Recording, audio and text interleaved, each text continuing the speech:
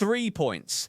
That is what separates Arsenal from the greatest moment this club has experienced in over 20 years.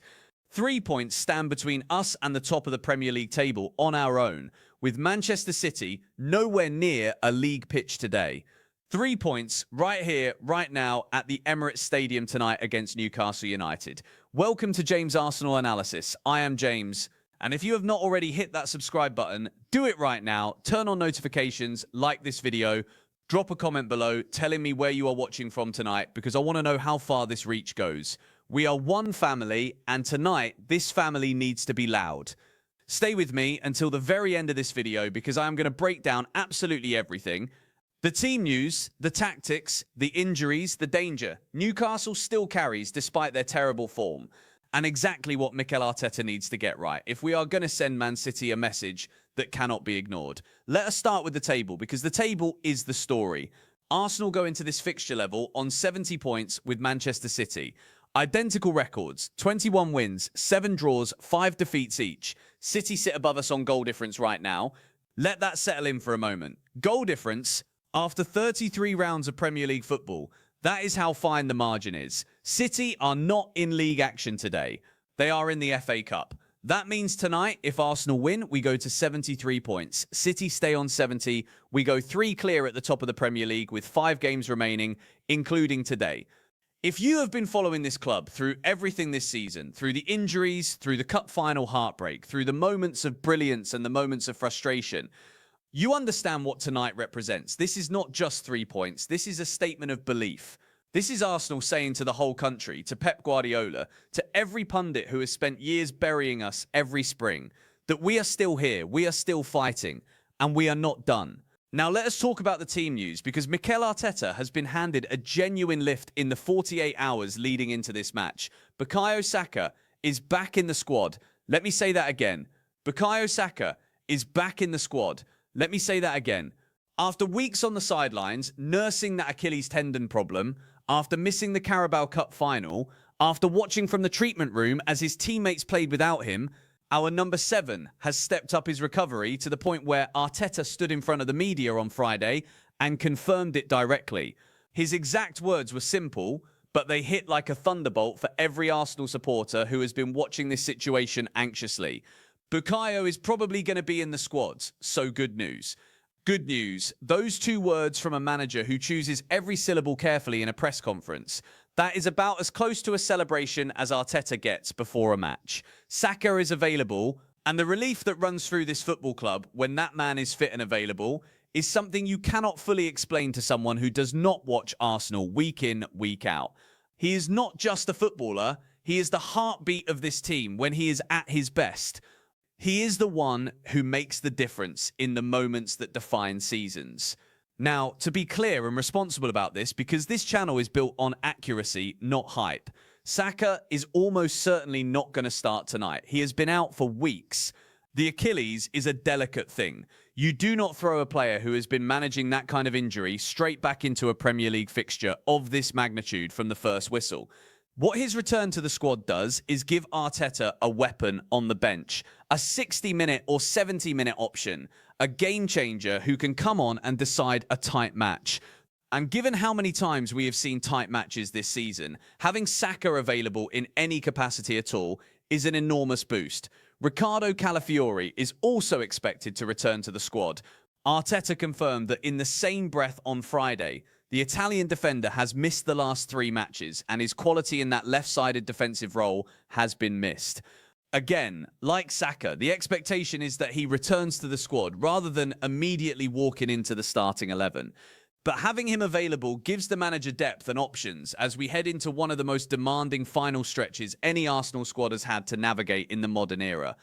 Because let us not forget what is coming. The Premier League run-in is intense enough. But Arsenal also have a Champions League semi-final first leg against Atletico Madrid next Wednesday.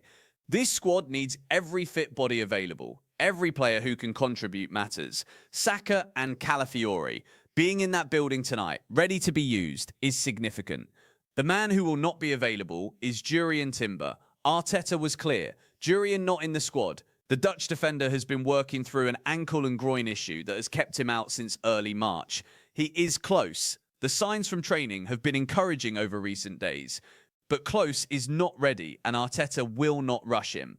Not with this much at stake in the coming weeks. Mikel Merino is also still out. The Spanish midfielder is working his way back from foot surgery, and while he is making steady progress, he is not expected back on a match day anytime soon. His absence has been one of those quieter stories this season because Zubimendi and Rice have filled the midfield so impressively, but a fully fit Merino would give this squad another layer of quality in the engine room. So the predicted starting 11 for Arsenal tonight looks like this. David Raya in goal, Ben White at right back, William Saliba and Gabriel Magalhaes as the central defensive partnership. Piero Hincapié at left back, Martin Zubimendi and Declan Rice in central midfield. Noni Madueke on the right, Martin Odegaard at the 10, Eberechi Eze on the left, and Kai Havertz leading the line as the central striker. Let me walk through each position and give you my honest assessment, because there are some genuine questions here that Arteta will have spent this week thinking through carefully. Raya is automatic. No discussion needed. He has been one of the best goalkeepers in the Premier League this season, and his distribution is central to how Arsenal build from the back. The back four picks itself to a large extent. Saliba and Gabriel are world-class. That partnership has been the foundation of this entire Arsenal project under Arteta. Gabriel signed a long-term extension in the summer. Saliba is still only 25 years old and getting better with every passing season. These two together give Arsenal one of the most formidable defensive structures in European football. Ben White at right back is interesting. He has been used there extensively this season, and while he is a solid and disciplined performer, the question always exists about whether someone more attacking in that position would serve Arsenal better in certain matches. With Timber still out, White is the realistic option, and he does his job professionally. He will need to be alert to Newcastle's pace down the flanks tonight. Hincapié at left back has been a genuine success story of the summer. Signed on loan from Bayer Leverkusen on deadline day, the Ecuadorian has adapted to the Premier League with impressive composure. He is comfortable on the ball, aggressive in one-on-one situations, and his relationship with Eze on that left side has grown throughout the season. The option to make his move permanent at around £45 million exists, and based on what we have seen this season, it would be very difficult to argue against it. The Zubimendi and Rice midfield pairing is possibly the most complete central midfield partnership Arsenal have had in the Premier League era. Rice brings the physicality, the intensity, the ability to win the ball back and drive forward. Zubimendi brings the intelligence, the positioning, the metronomic passing quality that allows Arsenal to control the tempo of a match. Martin Zubimendi cost Arsenal just under £56 million from Real Sociedad in the summer. And within a matter of weeks, every single person watching Arsenal knew that was a bargain. He has been that good. Genuinely one of the most important signings this club has made in years. Odegaard continues in the number 10 role after his return from that knee injury at the Etihad last weekend. The captain showed real character to put himself through what he did to be available for that game against City. But he was not at his absolute best, which is understandable given the circumstances, but having him available is crucial. Odegaard is the creative hub. He is the player who makes Arsenal tick offensively. The passes that unlock defenses, the movement that creates space, the vision that turns half chances into clear opportunities. When Odegaard plays well, Arsenal play well. It is as simple as that. Noni Madueke on the right is a fascinating selection. The former Chelsea winger joined in the summer for close to £50 million, and the debate around his contribution has been one of the most interesting storylines of the season. His goal contribution in the league does not yet reflect his actual influence on matches. He carries the ball brilliantly. He creates chaos for opposition defenders with his directness.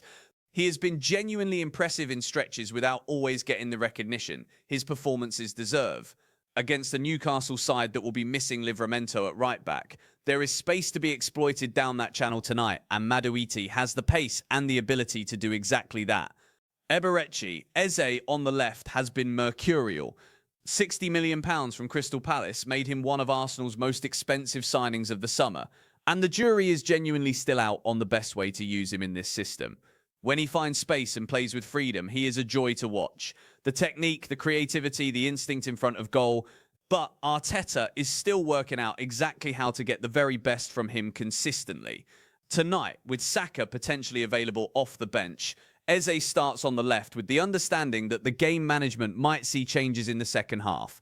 And then there is Kai Havertz as the central striker. This is perhaps the single most fascinating selection debate going into tonight. Victor Gyökeres is the club's top scorer with 15 goals across all competitions this season. That is not a small number. That is the output of a striker who has genuinely delivered in his first Premier League campaign. But Arteta chose Havertz ahead of him against City last weekend, and the indication is that he will do the same again tonight. Havertz offers something different to Gyökeres. The link-up play, the pressing triggers, the ability to drop and bring others into the game.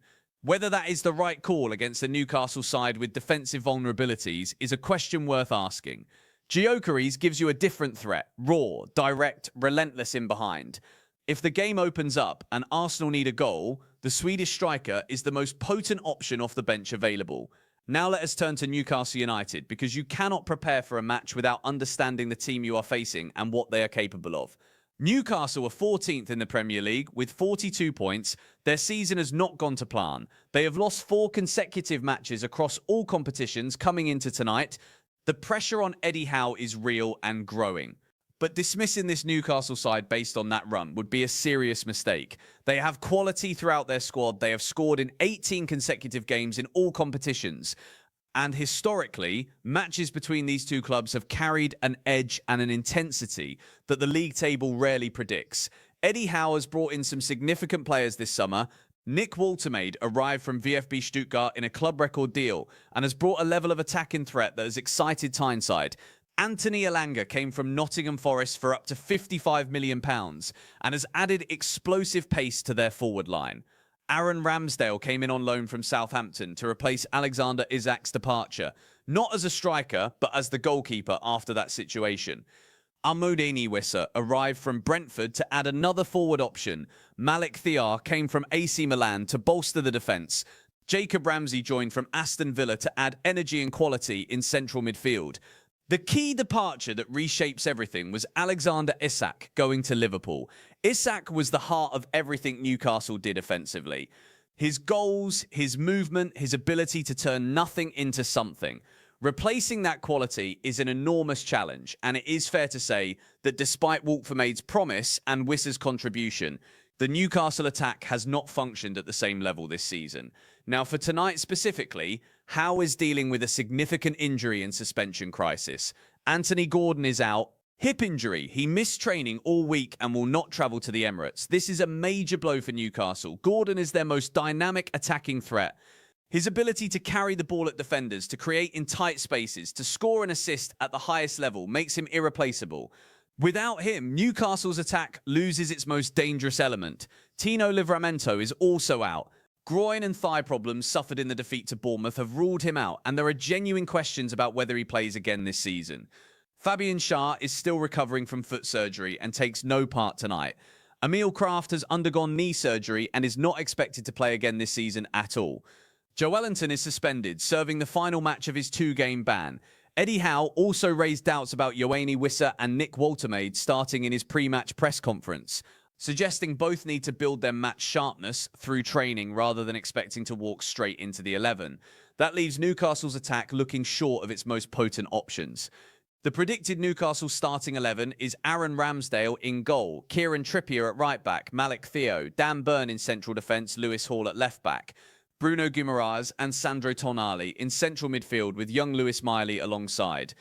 Anthony Elanga on the right side of attack, William Osler as the central striker, Harvey Barnes on the left. Guimaraes returning is significant. The Brazilian is Newcastle's most important player when he is fit and available. He trained throughout the week, according to Howe, and is expected to be back in the starting 11 tonight.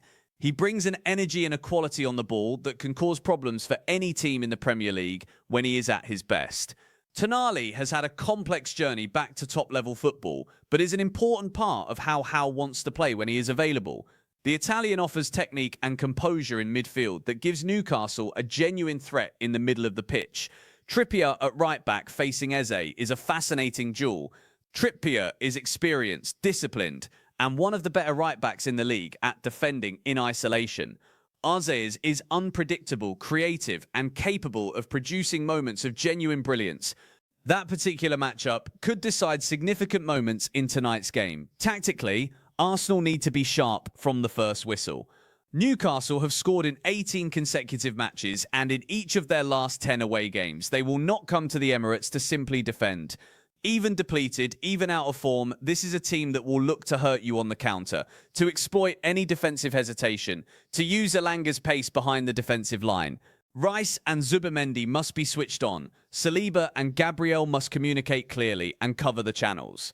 Arsenal cannot afford the kind of individual errors that have been punished in recent weeks.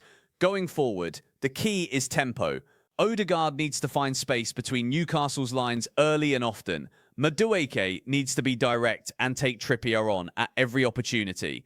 Eze needs the freedom to drift inside and combine, and Havertz needs to link intelligently and create space for the runners around him. But what really matters tonight is not just the tactics on paper. It is the mentality on the pitch, because Arsenal have lost 4 domestic games in a row. That is a sequence that no one expected. That is a run that has invited the loudest critics and the most cutting noise from outside, the bottle accusations, the choking narrative, the familiar question about whether this Arsenal group has what it takes to actually win a title. I want to say something directly to that narrative. I am an Arsenal fan. I have lived through every season of the Wenger era. The dark years, the transition years, and now this. What I see in this current squad is not a group that lacks character. I see a group that has been through an injury crisis of genuine severity. I see a group that lost key players at crucial moments, fought back, and is still here on the final Saturday of April, level on points at the top of the Premier League. That does not happen by accident. That does not happen without character. But character has to express itself through results. Now, no more near misses, no more drop points at home to sides we should be beating. The Emirates crowd tonight has a role to play. This stadium needs to be a fortress again. It needs to give this team the kind of energy that carries players through moments of doubt. The context around this match also extends beyond tonight. Arsenal have the Champions League semi-final against Atletico Madrid next Wednesday. Arteta and his staff will have one eye on managing minutes, on protecting players who have been working their way back to fitness, on ensuring this squad is not only right for tonight, but right for the week ahead. That is the reality of competing on multiple fronts at the top of European football. It is a privilege and a pressure simultaneously, but the league is what this season will ultimately be defined by. 20 years without a title. 20 years of watching our rivals lift trophies and explain why Arsenal cannot do the same. The opportunity is here. The points are there. The only thing that can stop Arsenal winning this Premier League is Arsenal themselves. And that starts tonight against Newcastle at the Emirates, in front of a full house, with Saka waiting on the bench, with Odegaard leading from the front, with Zubimendi orchestrating from the base of midfield, with Saliba and Gabriel standing firm at the back. Win tonight and the message is sent. Win tonight and the pressure flips. Win tonight and Arsenal wake up on Sunday morning, looking down at Manchester City for the first time in weeks. Win tonight and the belief that was always there, underneath every difficult result and every frustrating performance, comes flooding back to the surface. This is the moment. This is the match. This is what we have been waiting for. Arsenal, come on. If you have stayed to the end of this breakdown, thank you. I mean that. This community means everything to me. Subscribe if you have not already. Hit the like button. Drop a comment. Tell me your prediction for tonight. Tell me who you think scores the first goal. Tell me what you think Arteta gets right or wrong. I want to hear from every single one of you. I am James. This is James Arsenal Analysis. Let us go, Arsenal.